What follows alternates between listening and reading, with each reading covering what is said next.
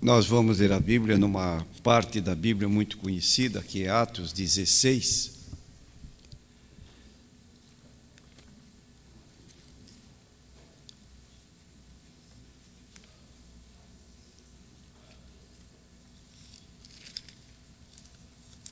Trinta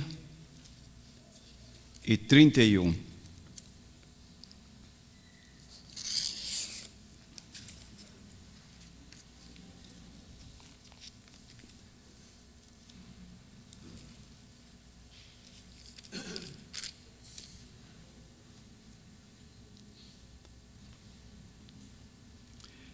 E tirando-os para fora, disse: Senhores, que é necessário que eu faça para me salvar? E eles disseram: crê no Senhor Jesus Cristo e serás salvo, tu e a tua casa. E lhe pregavam a palavra do Senhor, e a todos os que estavam em sua casa, e tomando-os ele consigo naquela mesma hora da noite, lavou-lhes os vergões,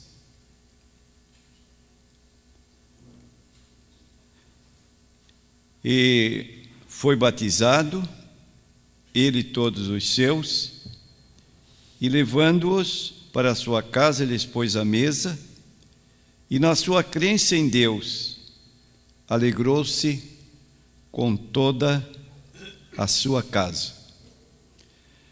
Muitas vezes, muitas mesmo, nós temos ouvido pregações baseadas nestes dois primeiros versículos, 30 e 31, do livro de Atos dos Apóstolos. Que é necessário que eu faça para me salvar? Crê no Senhor Jesus Cristo e serás salvo tu e a tua casa.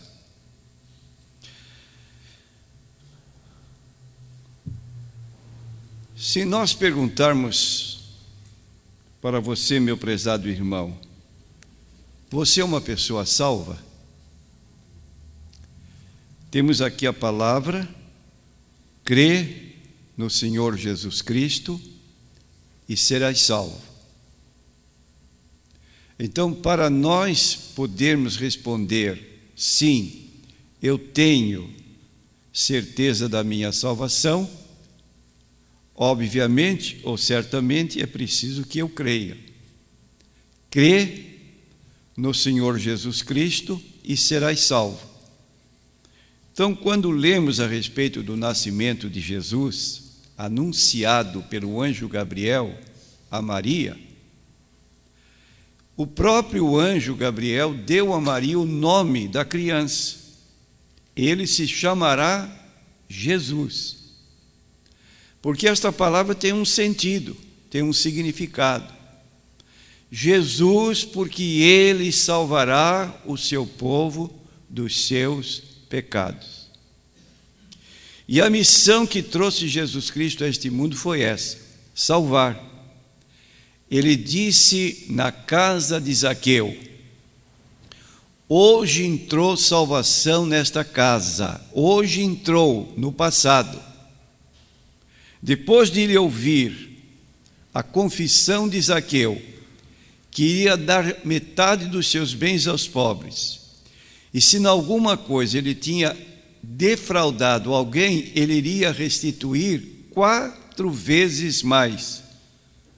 Diante da mudança que foi demonstrada por Zaqueu, Jesus disse: hoje entrou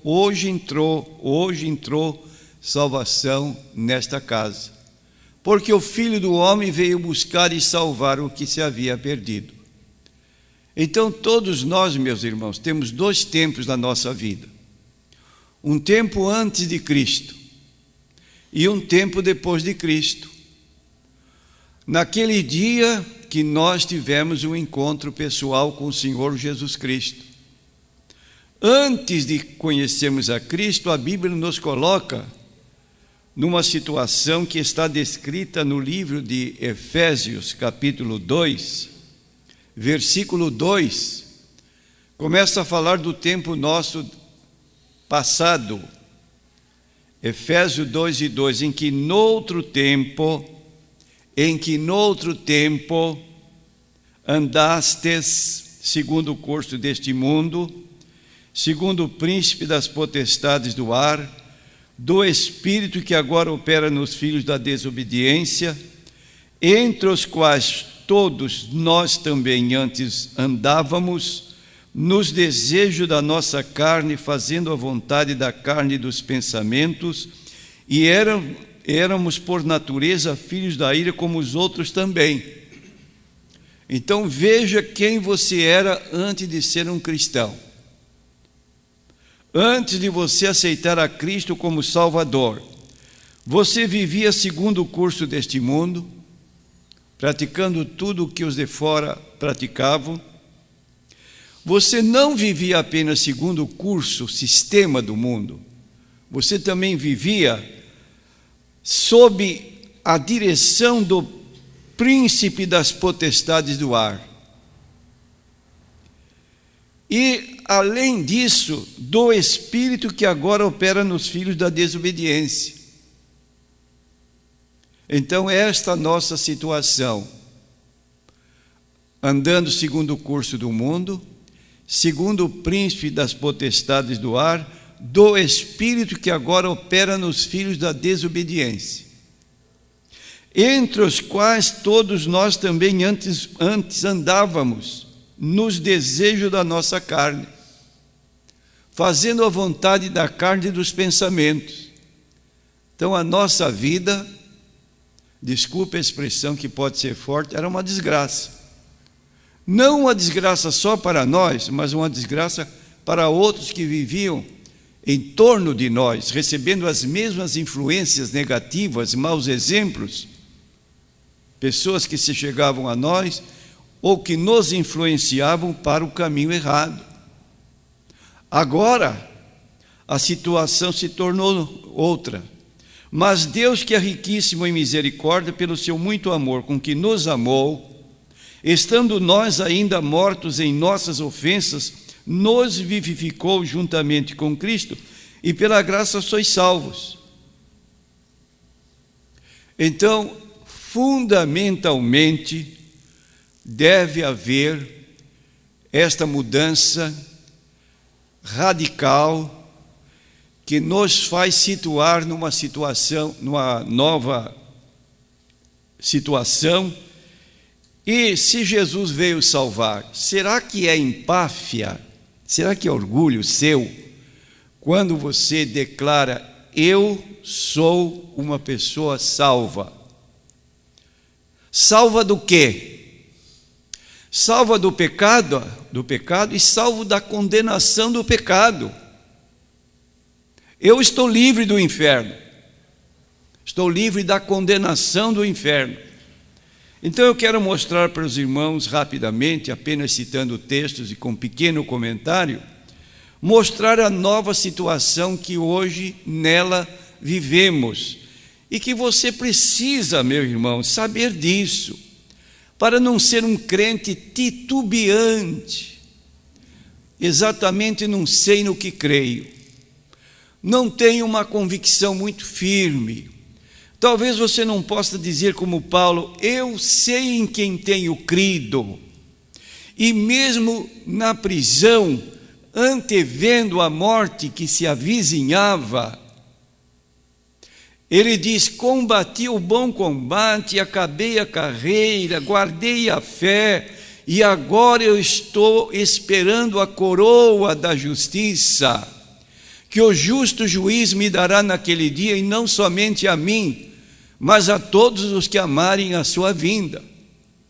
Eu quero dizer para os irmãos, num testemunho pessoal, que durante a minha carreira cristã, eu tenho sofrido decepções, mas decepções assim tão frustrantes, que eu poderia dizer: eu tenho razão sobejas para me afastar da igreja e de Cristo. Mas em todas as vezes que passei por uma situação de humilhação, jamais me passou pela cabeça a ideia de me afastar do Senhor Jesus Cristo. Porque eu não me entreguei para fulano, beltrano e cicrano. Eu tenho consciência de que eu entreguei minha vida para o Senhor Jesus Cristo. E digo, como diz o livro de Hebreus, capítulo 12, versículos 1 e 2, nós estamos cercados de embaraços, pecados que tão de perto nos rodeia. Corramos com paciência a carreira que nos está proposta, olhando para quem? Não olhe para o pastor Natanael. Você não é discípulo dele no sentido de ele constituir a sua salvação. Pode seguir o exemplo, mas você não deve estar firmado em nenhum homem, porque todos somos falhos, senão você vai cair. Imagine um líder como Jimmy Swaggart, um homem que estava lá no ápice, lá na glória, pregando em televisão para todo mundo, reunindo multidões e multidões em estádios de futebol. Um dia, bumba, terra. Agora não sou mais crente porque eu cria muito em Jimmy Swaggart. Não, senhor. O livro da Bíblia, Hebreus 12, 1 e 2, diz: olhando para Jesus, olhando para Jesus, olhando para Jesus. Aconteça o que acontecer, eu sou do Senhor Jesus Cristo. Ele não me decepciona. Ele passou por vitupérios, escárnios, mas ele considerou o valor da minha alma, da sua alma, da nossa alma, sofreu vergonhas, carregou a própria cruz, foi cuspido no rosto, esbofeteado, puseram-lhe uma vestimenta ridícula para dizer: você não diz que é rei? Então vista-se de púrpura, uma capa de púrpura, um cetro na mão, e levaram até a cruz, e lá passavam e meneavam a cabeça. Ele experimentou todos estes escárnios, sofrimentos, foi morto, sepultado, mas ao terceiro dia ele ressuscitou triunfantemente dos mortos. Está à direita do Pai, e no livro de Filipenses capítulo 2, 9, 11 diz: ele recebeu um nome que é sobre todo o nome, para que ao nome de Jesus se dobre todo o joelho dos que estão no céu, na terra, debaixo da terra. E você lê no Apocalipse capítulo 5, versículo 11 a 13, que milhões e milhões de anjos lá no céu dizem ao que está sentado no trono e ao Cordeiro sejam dadas ações de graças, glória, honra e poder para todos sempre. É o nosso Jesus, irmão. Você é um filho de Deus? Você é uma pessoa justificada pela fé? Você pertence a Cristo?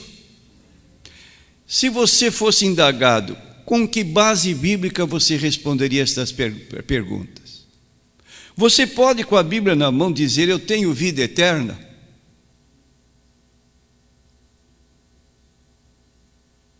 Me ajuda? Citando um texto em que eu possa dizer para vocês: eu tenho vida eterna. Então eu vou ajudar vocês. Não esqueça, João 5:24. Quem ouve a minha palavra e crê naquele que me enviou, tem a vida eterna, tem, tempo presente, não entrará em condenação, passou da morte para a vida. Repetindo, tem a vida eterna. Segundo, não entrará em condenação. Terceiro, passou da morte para a vida. Então eu tenho aqui uma base, palavras de Jesus que me dão segurança. Eu tenho vida eterna. Eu não vou entrar em condenação. Eu passei da morte para a vida, da morte espiritual para a vida espiritual. Hoje tenho comunhão com Deus. Então eu posso dizer, tenho salvação. 1 João capítulo 5, nós lemos João dizendo, versículo 11 a 13, e o testemunho é este, que Deus nos deu a vida eterna. Deus nos deu. E esta vida está em seu Filho. Quem tem o Filho tem a vida. Quem não tem o Filho de Deus não tem a vida. Repetindo comigo, quem tem o Filho tem a vida. Quem não tem o Filho não tem a vida. Agora troque a palavra filho por Jesus. Quem tem Jesus tem a vida. Quem não tem Jesus não tem a vida. Você tem Jesus porque você aceitou Jesus num dia da sua vida. Mas aquela pessoa que não aceitou não tem a vida. Pode ser uma pessoa bondosa, uma pessoa honesta, uma pessoa correta, mas não aceitou Jesus, não tem. Só tem quem aceitou Jesus, como ladrão na cruz naquele momento final. Senhor, lembra-te de mim quando entrares no teu reino, hoje tu estarás comigo no paraíso.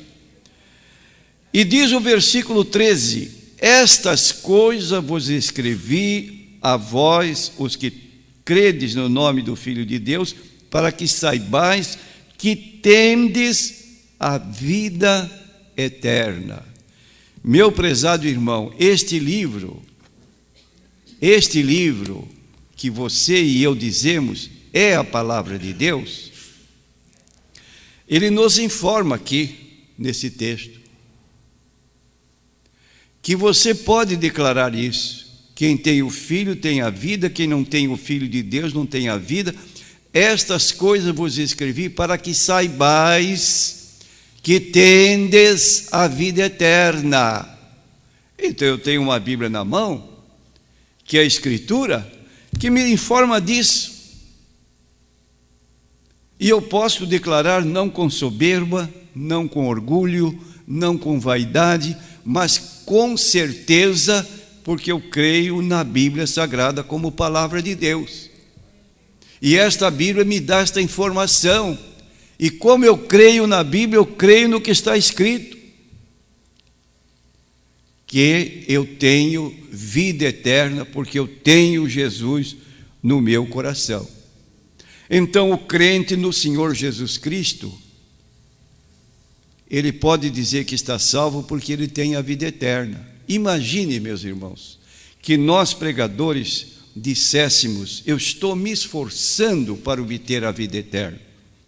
Olha, mas eu tenho tanto chão para frente, eu tenho que esperar passar pelo Armagedon, depois tem 1000 anos do reinado de Cristo, tem que esperar por esse tempo todo, depois Satanás vai ser solto e vai ter uma outra prova.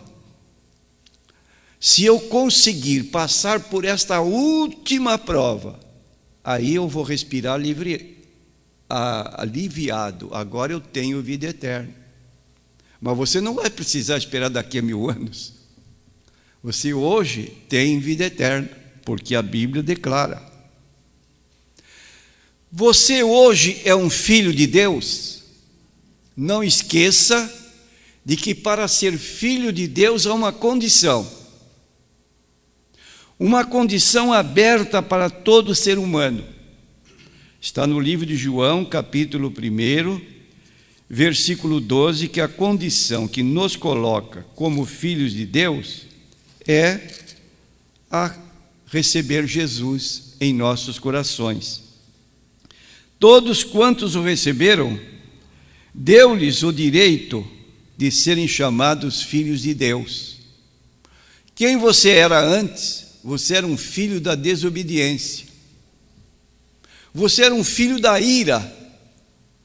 Mas hoje você mudou de situação. Você é um filho de Deus.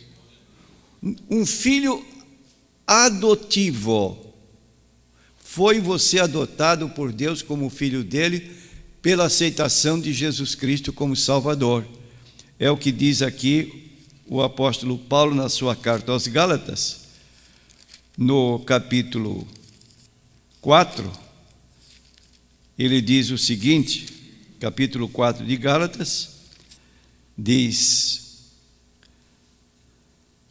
mas vindo a plenitude dos tempos, versículo 4 a 6, Deus enviou seu Filho, nascido de mulher, nascido sob a lei, para remir os que estavam debaixo da lei, a fim de recebermos a adoção de filhos.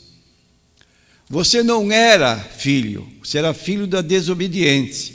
Você era uma criatura de Deus, criado por Ele, mas não tinha esse relacionamento de filho. Agora, quando você recebeu a Cristo, diz que Deus enviou seu Filho, nascido de mulher, nascido sob a lei, para remir os que estavam debaixo da lei, a fim de recebermos a adoção de filhos. E porque sois filhos, Deus enviou aos vossos corações o Espírito de seu Filho que clama, Abba, Pai. Você pode dirigir-se a Deus e chamá-lo de Pai, Pai Celestial. Agora, esta palavra Abba, no aramaico, tem uma intimidade maior do que simplesmente uma criança chamar seu pai de pai. Significa mais intimamente papai, papaizinho, painho.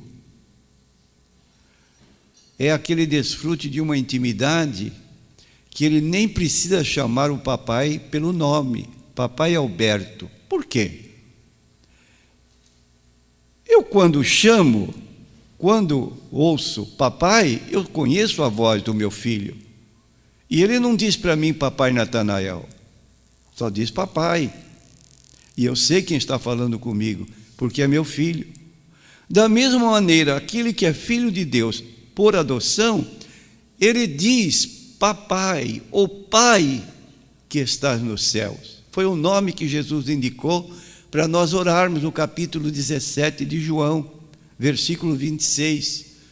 Dê-lhes a conhecer o teu nome, esse nome de intimidade que é pai, porque você é filho. Se você não é um filho por adoção, você não pode chamar a Deus de seu pai. Mas se você recebeu a Jesus e recebeu esse direito de ser chamado filho, você pode dizer. Quem não é filho, porque ainda não recebeu Jesus, não pode chamá-lo. E aqui no livro de 1 João, capítulo 3, versículo 1, o escritor diz assim: vede quão grande amor nos tem concedido o Pai, que fôssemos chamados filhos de Deus, por isso o mundo não nos conhece, porque o não conhece a Ele. Amados, agora somos filhos de Deus, agora. Você não era, você é. No dia que você recebeu Jesus Cristo como seu Senhor e Salvador, como disse Paulo para o carcereiro de Filipos, crê e você é salvo. E ele creu e foi salvo com a sua família. Então, meus irmãos, somos filhos, somos salvos, temos a vida eterna, temos experimentado o novo nascimento, segundo o qual Jesus disse em João capítulo 3, versículo 3, Jesus respondeu e disse-lhe, falando a Nicodemos, na verdade vos digo que aquele que não nascer de novo não pode ver o reino de Deus. No livro de 1 Pedro, nós encontramos este apóstolo, no capítulo 1, versículo 22 e versículo 23, ele diz o seguinte, 1 Pedro,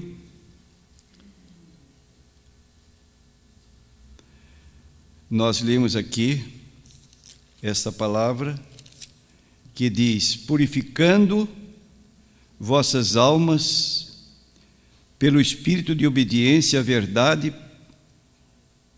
para o amor fraternal não fingido, amai-vos ardentemente uns aos outros com um coração puro.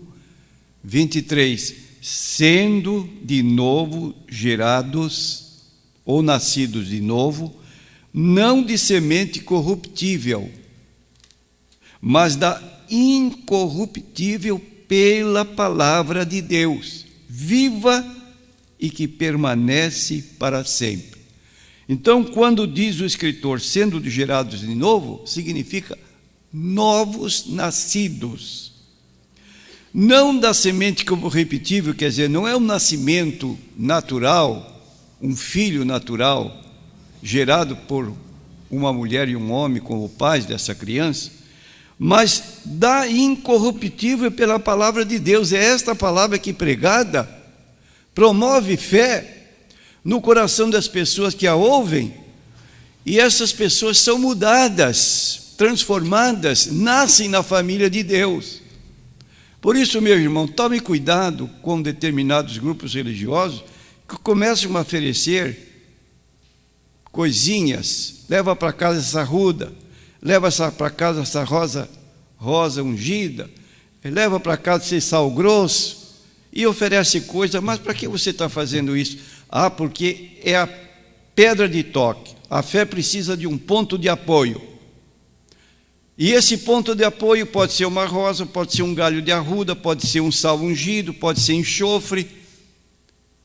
Nada disso. Isso é superstição grosseira, crendice popular. A nossa fé só tem um jeito de crescer, ouvindo a palavra. Romanos 10, 17, a fé vem pelo ouvir a palavra de Deus. Se você ouve a palavra de Deus, sem você imaginar, a fé está crescendo, porque você está ouvindo uma palavra verdadeira. Agora, se não ouve a palavra de Deus, à medida que se afasta, a fé vai decrescendo, porque ela aumenta à medida que nós ouvimos. Cuidado quando você vier à igreja, porque na parábola do semeador, a primeira semente que caiu na terra, caiu à beira do caminho. E esta semente que não penetrou no solo, ela foi comida pelas aves do céu. Vieram e comeram, arrebataram a semente, não produziu, não tinha semente, o terreno não podia produzir. O que significa isso? Significa que você, às vezes, está sem atenção à palavra, ou se distraindo com certas coisas que podem ocorrer na igreja em determinado momento, e se você não ouve com atenção, você não está tendo margem para ter uma fé maior. Porque à medida que nós ouvimos, a palavra vai penetrando no coração e vai arrebentando tudo que é das trevas. É a palavra que faz isso, não a minha palavra. A palavra que estamos falando, como diz Paulo em 1 Tessalonicenses 2:13, quando ouvistes de nós a pregação do Evangelho, não a recebestes como palavra de homens, mas como na verdade ela é, como palavra de Deus.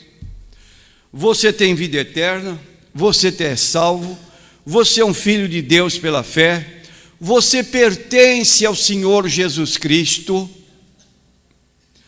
Em 2 Coríntios 13, versículo 5, o apóstolo Paulo faz um apelo: examinai-vos, provai-vos e vede se Cristo está em vós. Você sabe quando Jesus está em você? Ou pode acontecer conosco, como aconteceu com Maria, perdeu Jesus lá na cidade de Jerusalém, caminhou um dia inteiro. Só mais tarde que foi encontrar que tinha deixado Jesus. E voltou rapidamente para a cidade e foi encontrar Jesus no templo. Não aconteça. Cada um de nós tem dentro de si esse conhecimento: Cristo está em mim. Pode ser que eu seja fraco, mas Cristo está em mim, eu tenho comunhão com Ele. E último, irmãos, pessoa justificada pela fé. Se o diabo quiser lançar na sua mente A lembrança de pecados do passado, quando você não era um cristão, fazendo acusações, você foi isso, você foi aquilo, você fez tanta coisa errada, agora quer dar uma de Maria Madalena, arrependido. Já ouviu isso? Maria Madalena. Agora está dando uma aí de arrependido. E a Bíblia diz no livro de Romanos, capítulo 1, versículo 1, aliás, Romanos, capítulo 5, versículo 1. Justificados pela fé, nós temos paz com Deus por nosso Senhor Jesus Cristo. A palavra justificado significa quitado. Quanto era o seu débito? Seu débito era astronômico. Era tão grande que não dava para pagar com dinheiro. Salmo 49. Não dá para redimir uma alma sequer. Seus recursos se esgotariam antes. Mas você foi justificado porque você aceitou que Jesus é a propiciação pelos seus pecados. 1 João, capítulo 2, versículo 2. O que significa propiciação? Significa pagamento. Jesus pagou seus pecados. Com que pagou? Com o sangue que verteu no Calvário. Sem derramamento de sangue não há remissão de pecados. Hebreus 9, 22. Jesus ali na cruz derramou o sangue dele para nos limpar de todo o pecado. E no Apocalipse 1 e 5 diz: aquele que nos ama e no seu sangue nos lavou dos nossos pecados. No próximo sábado estaremos aqui para celebrar a ceia do Senhor.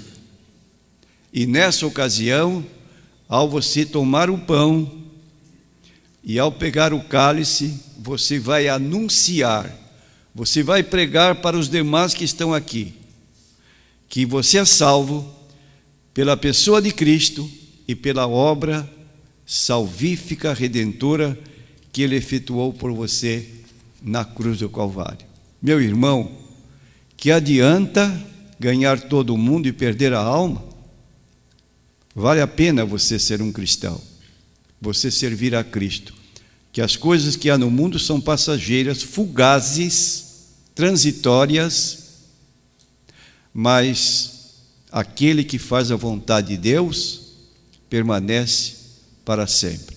Vamos ter convicção daquilo no que nós cremos. Não vamos ser crentes que não sabe nada, que não sabe explicar, mas você deve ter uma convicção baseada na Bíblia Sagrada e mostrar a Bíblia. Olha aqui minha confiança onde está. Está escrito aqui, olha. Você pode duvidar, mas eu creio nessa palavra.